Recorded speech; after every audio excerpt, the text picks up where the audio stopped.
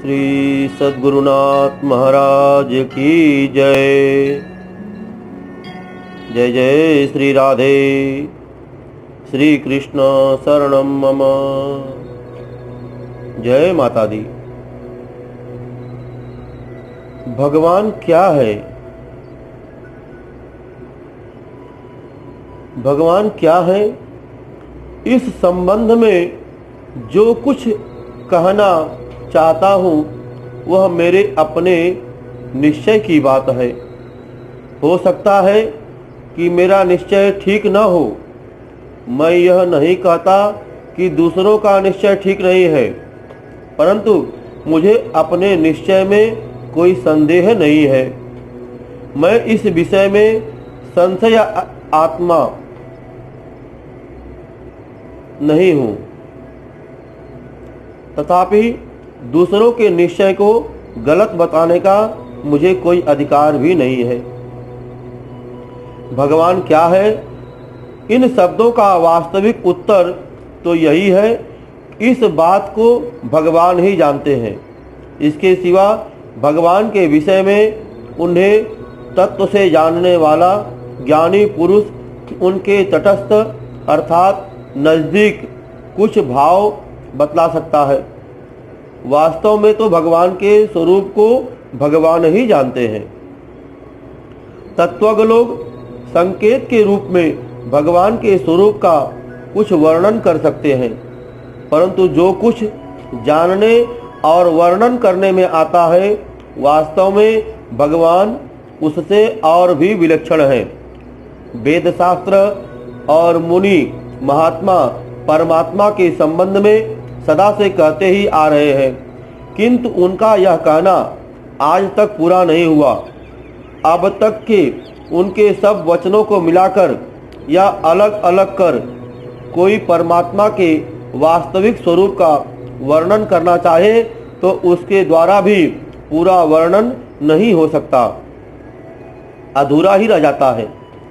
इस विवेचन में यह तो निश्चय हो गया कि भगवान है अवश्य, उनके होने में रत्ती भर भी शंका नहीं है, यह दृढ़ निश्चय है।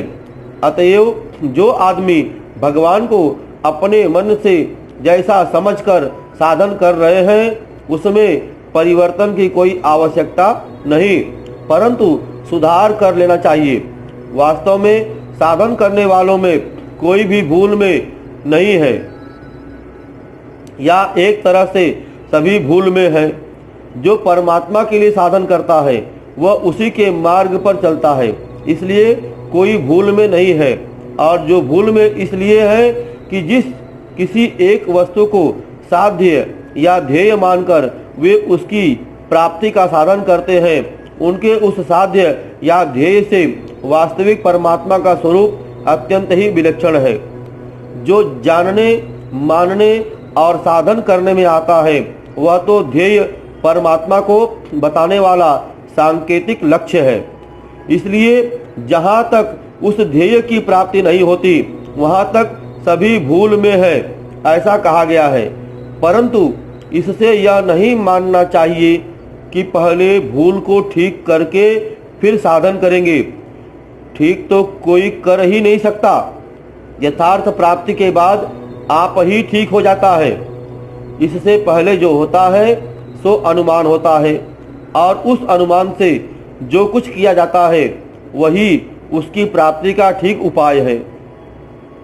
जैसे एक आदमी द्वितीया के चंद्रमा को देख चुका है, वह दूसरे न देखने वालों को इशारे से बतलाता है कि तू मेरी नज़र से देख, उस वृक्ष से 4 अंगुल ऊंचा चंद्रमा है। इस कथन से उसका लक्ष्य वृक्ष की ओर से होकर चंद्रमा तक चला जाता है और वह चंद्रमा को देख लेता है। वास्तव में न तो वह उसकी आंख में घुसकर ही देखता है, और न चंद्रमा उस वृक्ष से 4 अंगुल ऊंचा ही है, और न चंद्रमंडल जितना छोटा वह देखता है उतना छोटा ही है, परंतु लक्ष्य बंध जाने से वह उसे देख लेता है। कोई कोई द्वितीया के चंद्रमा का लक्ष्य कराने के लिए सरपत से बतलाते हैं, कोई इससे भी अधिक लक्ष्य कराने के लिए चूने से लकीर खींचकर या चित्र बनाकर उसे दिखाते हैं।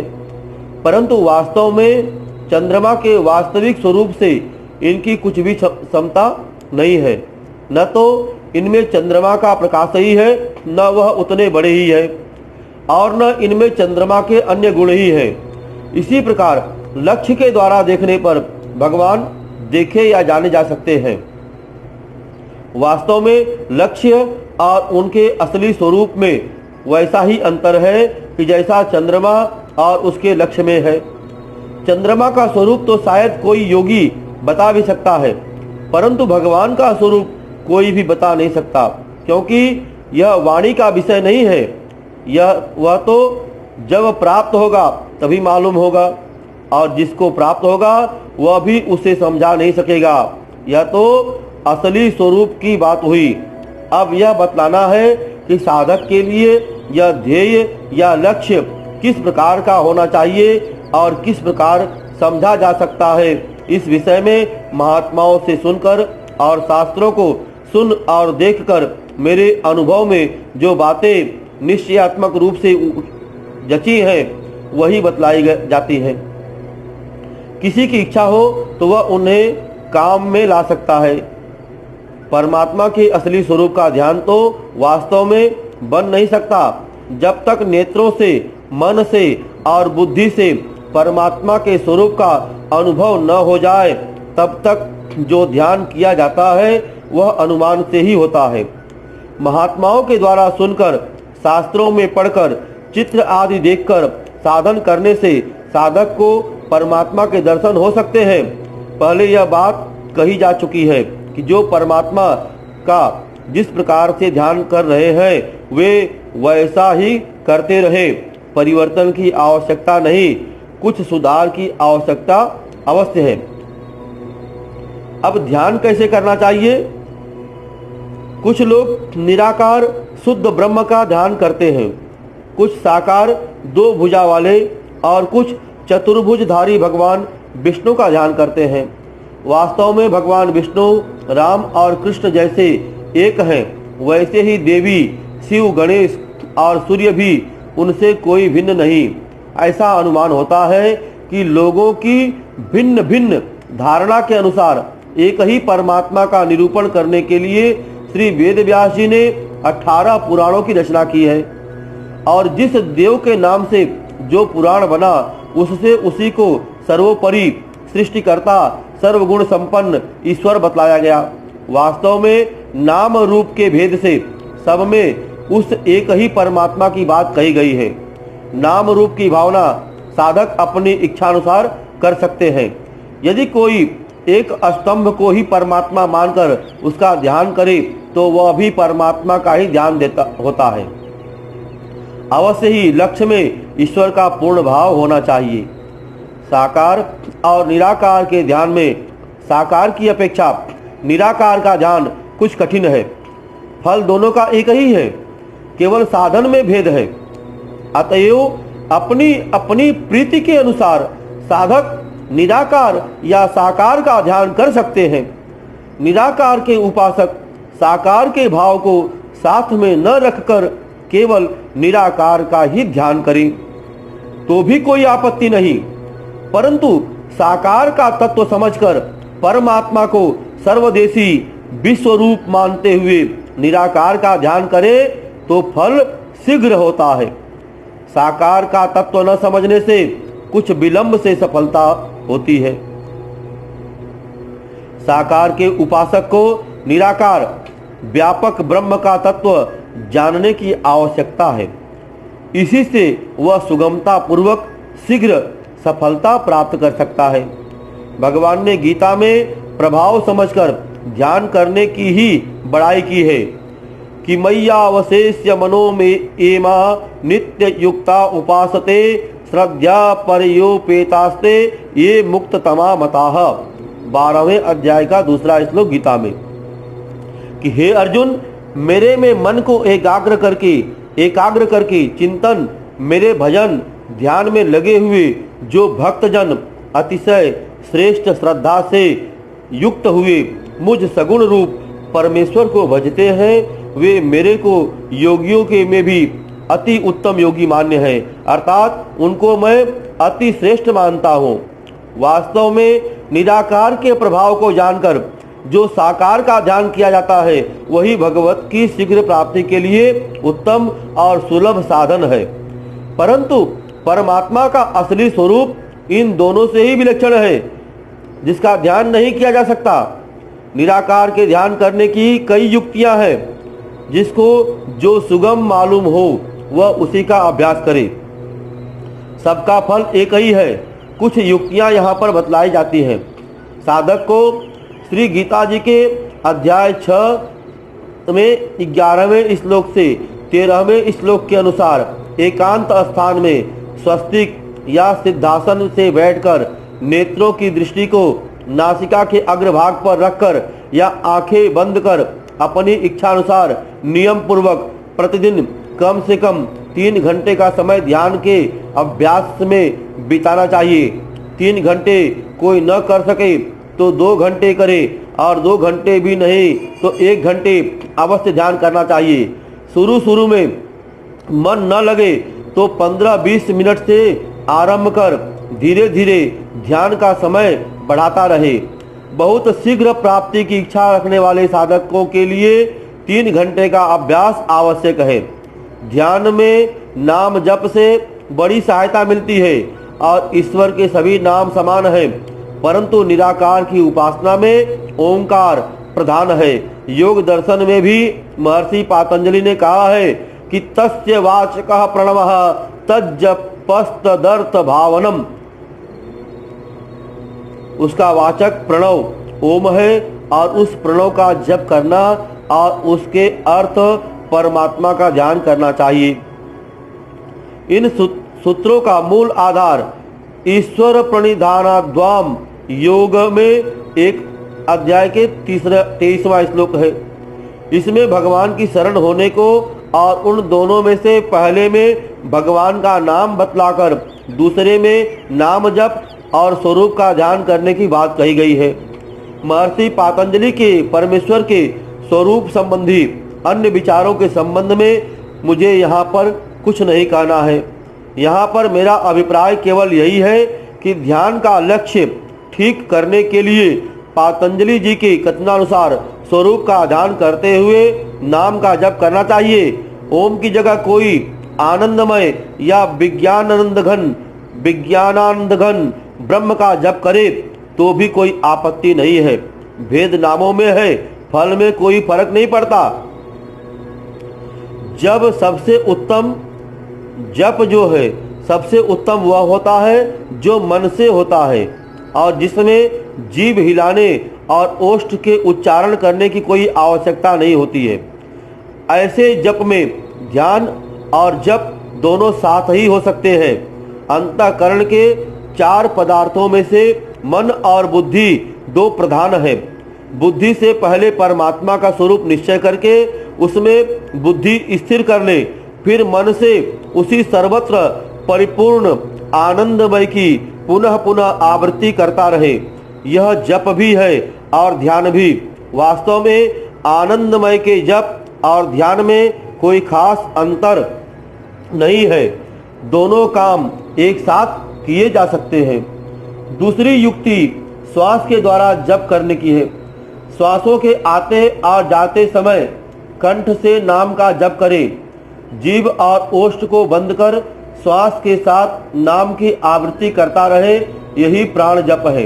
इसको प्राण द्वारा उपासना करते हैं। यह जप भी उच्च श्रेणी का है।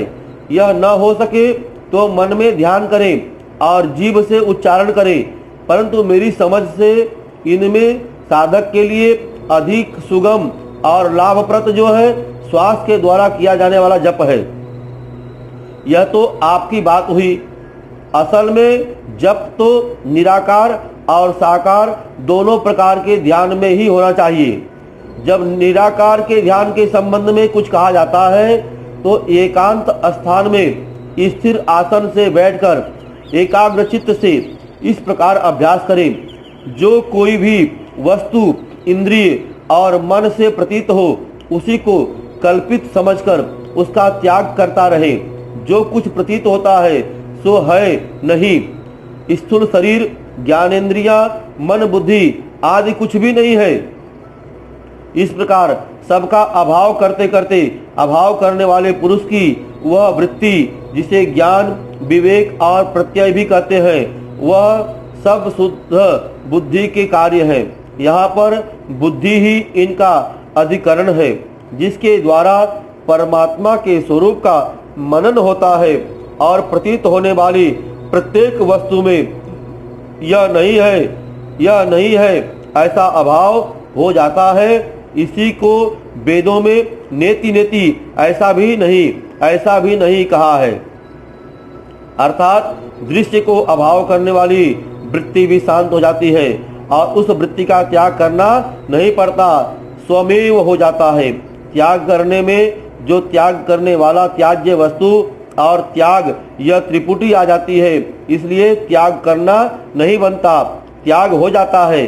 जैसे ईंधन के अभाव में अग्नि स्वयमेव शांत हो जाती है, इसी प्रकार विषयों के सर्वथा अभाव से वृत्तियां भी सर्वथा शांत हो जाती है। शेष में जो बचा रहता है वही परमात्मा का स्वरूप है। इसी को निर्बीज समाधि कहते हैं। योग में कहा है कि तस्यापि निरोधे सर्व निरोधा त्रिबीजम समाधि। यहाँ पर यह शंका होती है कि त्याग के बाद त्यागी बचता है, वह अल्प है, परमात्मा महान है, इसलिए बचे रहने वाले को ही परमात्मा का स्वरूप कैसे कहा जाता है। बात ठीक है, परंतु वह अल्प वहीं तक है जब तक वह एक सीमाबद्ध स्थान में अपने को मानकर बाकी की सब जगह दूसरों से भरी हुई समझता है। दूसरी सब वस्तुओं का अभाव हो जाने पर शेष में बचा हुआ केवल एक तत्व ही परमात्म तत्व है। संसार को जड़ से उखाड़ कर फेंक देने पर परमात्मा आप ही रह जाते हैं। उपाधियों का नाश होते ही सारा भेद मिटकर अपार एक रूप परमात्मा का स्वरूप रह जाता है। वही सब जगह परिपूर्ण और सभी देश काल में व्याप्त है। वास्तव में देश काल भी उसमें कल्पित ही है। वह तो एक ही पदार्थ है जो अपने ही आप में स्थित है, जो अनिर्वचनीय है और अचिंत्य है। जब चिंतन का सर्वथा त्याग हो जाता है तभी उस अचिंत्य ब्रह्म का खजाना निकल पड़ता है। साधक उसमें जाकर मिल जाता है। जब तक अज्ञान की आड़ से दूसरे पदार्थ भरे हुए थे तब तक वह खजाना अदृश्य था। अज्ञान मिटने पर एक ही वस्तु रह जाती है, तब उससे मिल जाना यानी संपूर्ण वृत्तियों का शांत होकर एक ही वस्तु का रह जाना निश्चित है। महाकाश से घटाकाश तभी तक अलग है जब तक घड़ा फूट नहीं जाता। घड़े का फूटना ही अज्ञान का नाश होना है। परंतु यह दृष्टांत भी पूरा नहीं घटता, कारण घड़ा फूटने पर जो उसके टुकड़े आकाश का कुछ अंश रोक भी लेते हैं, परंतु यहाँ अज्ञान रूपी घड़े के नाश हो जाने पर ज्ञान का जरा सा अंश रोकने के लिए भी कोई पदार्थ नहीं बच रहता। भूल मिटते ही जगत का सर्वथा अभाव हो जाता है। फिर जो बचा रहता है वही ब्रह्म है। उदाहरणार्थ जैसे घटाकाश जीव है, महाकाश परमात्मा है और उपाधि रूपी घट नष्ट हो जाने पर दोनों एक रूप हो जाते हैं। और एक रूप तो पहले भी थे, परंतु उपाधि भेद से भेद प्रतीत होता था। वास्तव में आकाश का दृष्टांत परमात्मा के लिए सर्वदेशी नहीं है। आकाश जड़ है, परमात्मा जड़ नहीं है। आकाश दृश्य है, परमात्मा दृश्य नहीं है। आकाश विकारी है, परमात्मा विकार शून्य है। आकाश अनित्य है और महाप्रलय में इसका नाश होता है। परमात्मा नित्य है। आकाश शून्य है और उसमें सब कुछ समाता है। परमात्मा धन है और उसमें दूसरों का समाना संभव नहीं है। कहते हैं कि परमात्मा घन है और उसमें दूसरों का समाना संभव नहीं। आकाश से परमात्मा अत्यंत विलक्षण है और ब्रह्म के एक अंश में माया है जिसे अव्याकृत प्रकृति कहते हैं। उसके एक अंश में महातत्व समष्टि बुद्धि है, जिस बुद्धि से सबकी बुद्धि होती है। उस बुद्धि के एक अंश में अहंकार है और उस अहंकार के एक अंश में आकाश, आकाश में वायु, वायु में अग्नि, अग्नि में जल और जल में पृथ्वी। इस प्रकार प्रक्रिया से यह सिद्ध होता है कि समस्त ब्रह्मांड माया के एक अंश में है और वह माया परमात्मा के एक अंश में है।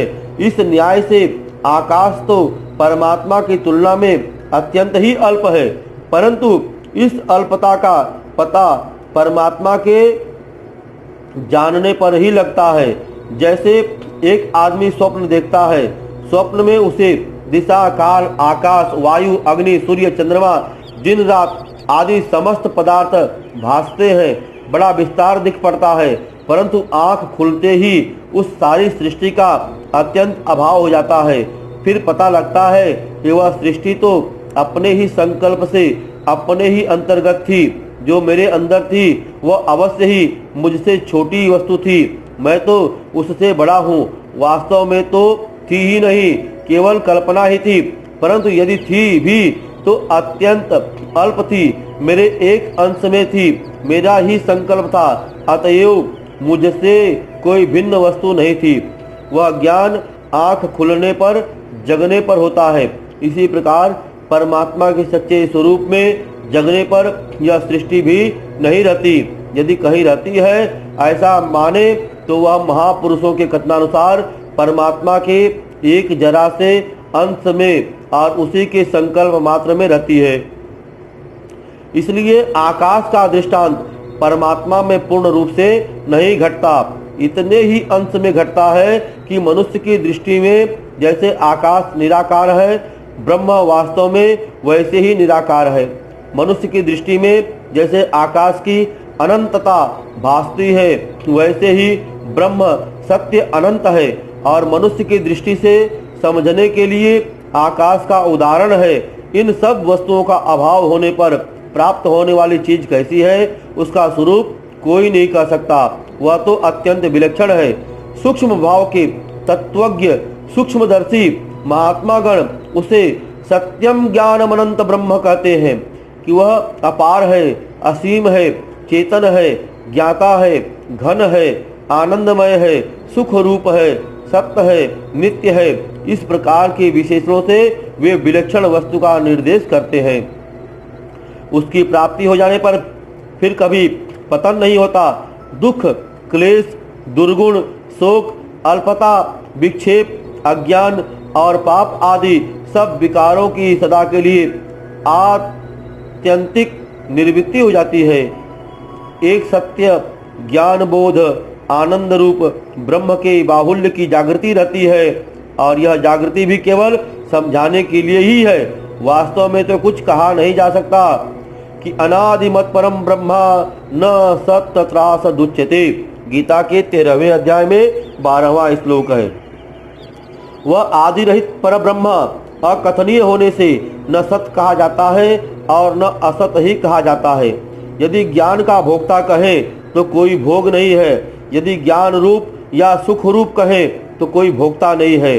भोक्ता, भोग, भोग्य सब कुछ एक ही रह जाता है।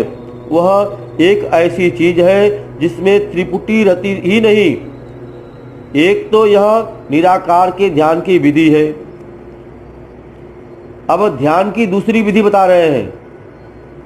एकांत स्थान में बैठकर आंखें मूंद कर ऐसी भावना करें कि मानो सत चित्त आनंद घन रूपी समुद्र की अत्यंत बाढ़ आ गई है और मैं उसमें गहरा डूबा हुआ हूँ। अनंत विज्ञानानंद घन समुद्र में निमग्न हूँ। समस्त संसार परमात्मा के संकल्प में था और उसने संकल्प त्याग दिया और इससे मेरे सिवा सारे संसार का अभाव होकर सर्वत्र एक सच्चिदानंद घन परमात्मा ही रह गए हैं। मैं परमात्मा का ध्यान करता हूँ तो परमात्मा के संकल्प में मैं हूँ, मेरे सिवा और सबका अभाव हो गया। जब परमात्मा मेरा संकल्प छोड़ देंगे तब मैं भी नहीं रहूँगा, केवल परमात्मा ही रह जाएंगे। यदि परमात्मा मेरा संकल्प त्याग न कर मुझे स्मरण रखें तो भी बड़े आनंद की बात है। इस प्रकार भेद सहित निराकार की उपासना करें। इसमें साधन काल में भेद है और सिद्ध काल में अभेद है। परमात्मा ने संकल्प छोड़ दिया, बस एक परमात्मा ही रह गए। एक युक्ति यह है। अब इसके अतिरिक्त निराकार के ध्यान की और भी कई युक्तियां हैं। उनमें से 2 युक्तियां सच्चे सुख की प्राप्ति के उपाय शीर्षक लेख में बतलाई गई है, जहां देखनी चाहिए। कहने का अभिप्राय यह है कि निराकार का ध्यान 2 प्रकार से होता है, भेद से और अभेद से। दोनों का फल एक अभेद परमात्मा की प्राप्ति ही है। जो लोग जीव को सदा अल्प मानकर परमात्मा से कभी उसका अभेद नहीं मानते, उनकी मुक्ति भी अल्प होती है। सदा के लिए वे मुक्त नहीं होते, उन्हें प्रलय काल के बाद वापस लौटना ही पड़ता है। इस मुक्तिवाद से वे ब्रह्म को प्राप्त होकर के भी अलग रह जाते हैं। अब साकार के ध्यान के संबंध में कुछ कहा जाता है। साकार की उपासना के फल 2 प्रकार के होते हैं। साधक यदि सद्यो मुक्ति चाहता है तो शुद्ध ब्रह्म में एक रूप से मिलना चाहता है तो उसमें मिल जाता है, उसकी सद्यो मुक्ति हो जाती है। परंतु यदि वह ऐसी इच्छा करता है कि मैं दास, सेवक या सखा बनकर भगवान के समीप निवास कर प्रेमानंद का भोग करूं, या अलग रहकर संसार में भगवत प्रेम प्रचार रूप परम सेवा करूं, तो उसको सालोक्य, सारूप्य, सामीप्य, सायुज्य आदि मुक्तियों में से यथारुचि कोई सी मुक्ति मिल जाती है और वह मृत्यु के बाद भगवान के परम नित्य धाम में चला जाता है। महाप्रलय तक नित्य धाम में रहकर अंत में परमात्मा में मिल जाता है। यह संसार का उद्धार करने के लिए कारक पुरुष बनकर जन्म भी ले सकता है, परंतु जन्म लेने पर भी वह किसी फसावट में नहीं फंसता। माया उसे किंचित भी दुख कष्ट नहीं पहुंचा सकती। वह नित्य मुक्त ही रहता है। जिस नित्य धाम में ऐसा साधक जाता है वह परम धाम सर्वोपरि है, सबसे श्रेष्ठ है। उनमें उससे परे एक सच्चिदानंद घन निराकार शुद्ध ब्रह्म के अतिरिक्त और कुछ भी नहीं है। वह सदा से है, वह सब लोक नाश होने पर भी बना रहता है। उसका स्वरूप कैसा है, इस बात को वही जानता है जो वहाँ पहुँच पाता है। वहाँ जाने पर सारी भूलें मिट जाती हैं। उसके संबंध की संपूर्ण भिन्न भिन्न कल्पनाएं वहाँ पहुँचने पर एक यथार्थ सत्य स्वरूप में परिणत हो जाती हैं। महात्मागण कहते हैं कि वहाँ पहुँचे हुए भक्तों को प्रायः वह सब शक्तियाँ और सिद्धियाँ प्राप्त होती हैं जो भगवान में हैं, परंतु वे भक्त भगवान के सृष्टि कार्य के विरुद्ध उनका उपयोग कभी नहीं करते। उस महामहिम प्रभु के दास, सखा या सेवक बनकर जो उस परम धाम में सदा समीप निवास करते हैं, वे सर्वदा उसकी आज्ञा में ही चलते हैं। गीता के अध्याय 8वें में 24वें श्लोक का इस परम धाम में जानने वाले साधक के लिए ही है। बृहदारण्यक और छांदोग्य उपनिषद में भी इस अर्ची मार्ग का विस्तृत वर्णन है। इस नित्य धाम को ही संभवतः भगवान श्री कृष्ण के उपासक गोलोक, भगवान श्री राम के उपासक साकेत लोग कहते हैं, और वेदों में इसी को सत्यलोक और ब्रह्मलोक कहा है। और वह ब्रह्मलोक नहीं जिसमें ब्रह्मा जी निवास करते हैं, जिसका वर्णन गीता के अध्याय 8वें के 16वें श्लोक में पूर्वार्ध में है। भगवान साकार रूप से अपने इसी नित्य धाम में विराजते हैं। साकार रूप मानकर नित्य परम धाम न मानना बड़ी भूल की बात है। अब भक्तों के लिए भगवान साकार कैसे बनते हैं? परमात्मा सत्य चित्त आनंद घन नित्य अपार रूप से सभी जगह परिपूर्ण है। उदाहरण के लिए अग्नि का नाम लिया जा सकता है। अग्नि निराकार रूप से सभी स्थानों में व्याप्त है। प्रकट करने की सामग्री एकत्र करके साधन करने से ही वह प्रकट हो जाती है। प्रकट होने पर उसका व्यक्त रूप उतना ही लंबा चौड़ा दिख पड़ता है जितना लकड़ी आदि पदार्थ होता है। इसी प्रकार गुप्त रूप से सर्वत्र व्यापक अदृश्य सूक्ष्म निराकार परमात्मा भी भक्त की इच्छानुसार साकार रूप में प्रकट होते हैं।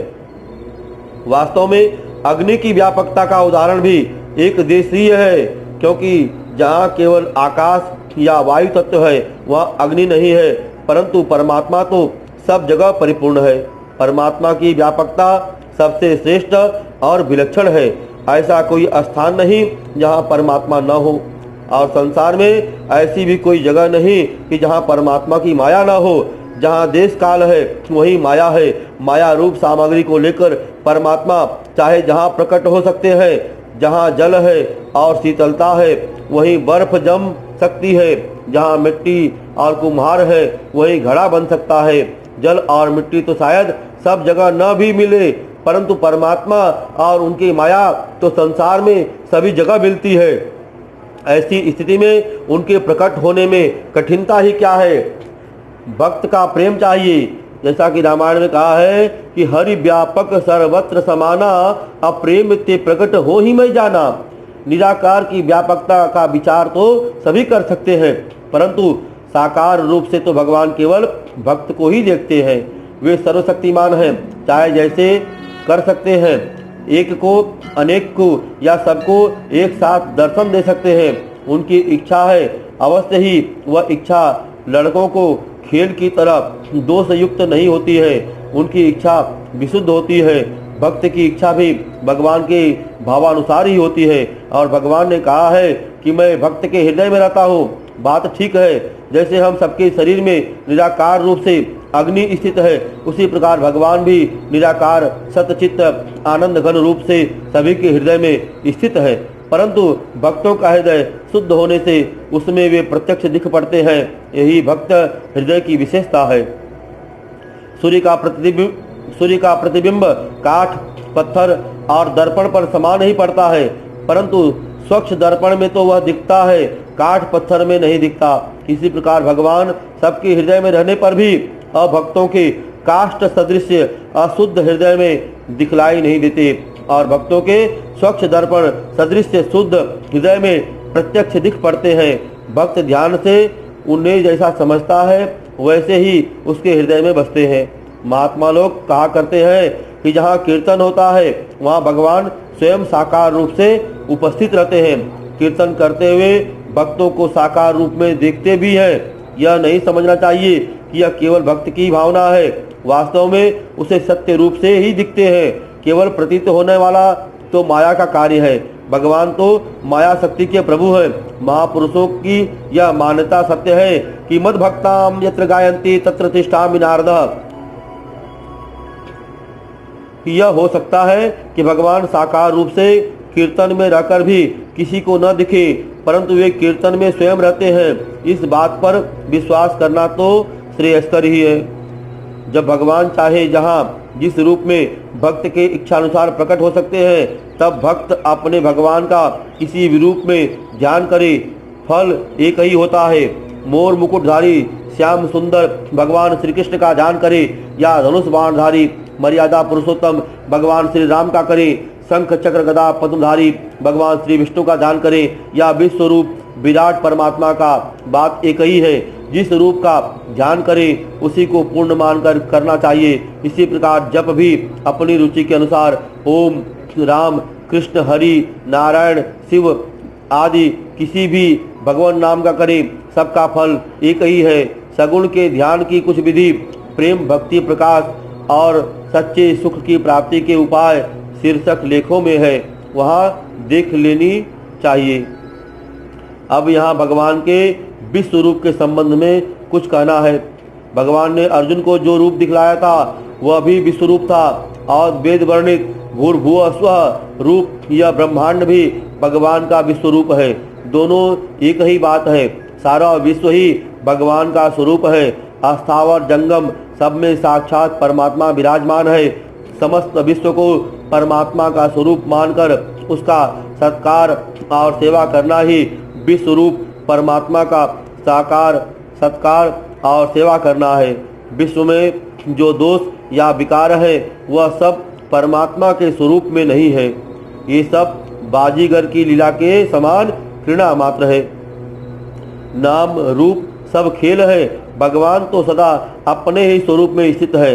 निराकार रूप से तो परमात्मा बर्फ में जल की भांति सर्वत्र परिपूर्ण है। बर्फ में जल से भिन्न अन्य कोई वस्तु नहीं है, और जल की जगह बर्फ का पिंड दिखता है। वास्तव में कुछ है ही नहीं। इसी प्रकार उस शुद्ध ब्रह्म में यह संसार दिखता है, वस्तुतः है नहीं। सगुण रूप से अग्नि की तरह अव्यक्त होकर व्यापक है, सो चाहे जब साकार रूप में प्रकट हो सकता है। यही बात ऊपर कही गई है।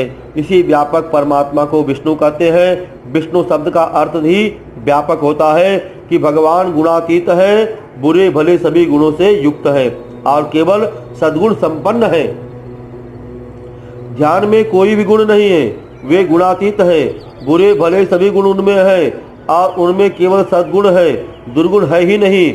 यह तीनों ही बातें भगवान के लिए कही जा सकती हैं। इस विषय को कुछ समझना चाहिए। शुद्ध ब्रह्म निराकार चेतन विज्ञानंद घन सर्वव्यापी परमात्मा का वास्तविक रूप संपूर्ण गुणों से सर्वथा अतीत है। जगत के सारे गुण अवगुण सत रज और तम से बनते हैं और सत रज तम तीनों गुण माया के अंतर्गत हैं। इसी से उसका नाम त्रिगुणमयी माया है। इनमें सत्व उत्तम है, रज मध्यम है और तम अधम है। परमात्मा इस माया से अत्यंत विलक्षण सर्वथा अतीत और गुण रहित है। इसी से उनका नाम शुद्ध है, अतएव वह गुणातीत है। माया वास्तव में है तो नहीं, यदि कहीं मानी जाए तो वह भी कल्पना मात्र है। यह माया की कल्पना परमात्मा के एक अंश में है। गुण अवगुण सब माया में है।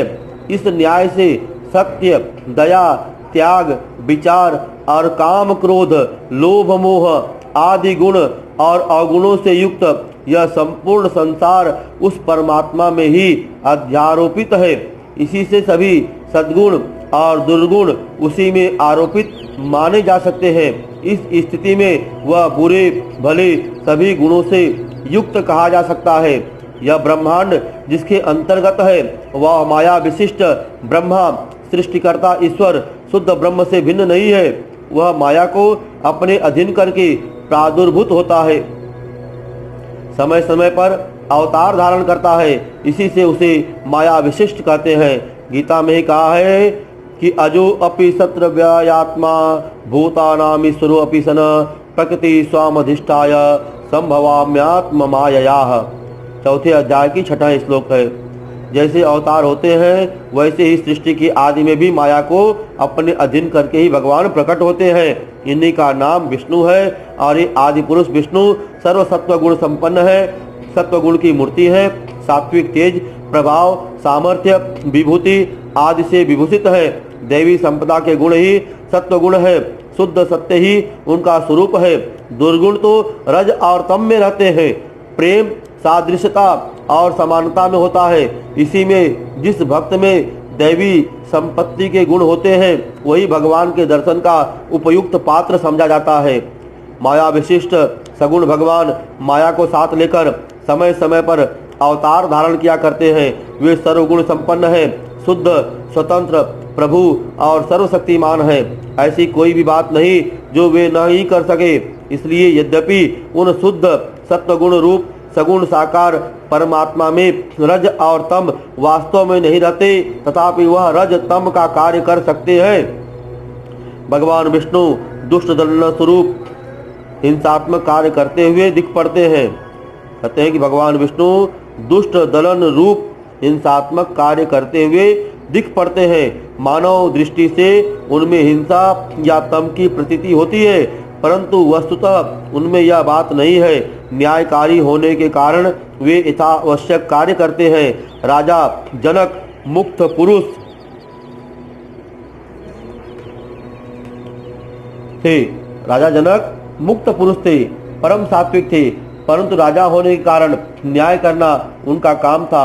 चोरों को वे दंड भी दिया करते थे, इसमें कोई दोष की बात भी नहीं।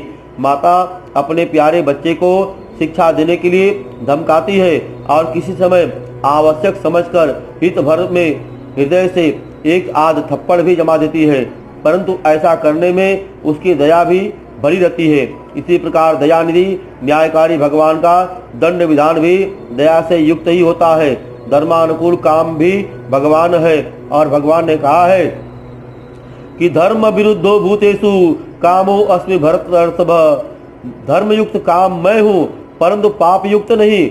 भगवान सत्य है, सात्विक है, शुद्ध सत्व है और वे माया की शुद्ध सत्व विद्या से संपन्न है। जीव अविद्या संपन्न है, विद्या में ज्ञान है, प्रकाश है, वहाँ अवगुण या अंधकार ठहर ही कैसे सकता है? अवगुण तो अविद्या में रहते हैं। इस न्याय से भगवान केवल सद्गुण संपन्न है। ऊपर के विवेचन से यह सिद्ध हो गया है कि परमात्मा गुणातीत, गुण युक्त और केवल सत्व गुण संपन्न कहे जा सकते हैं। अब भगवान का स्वरूप और निराकार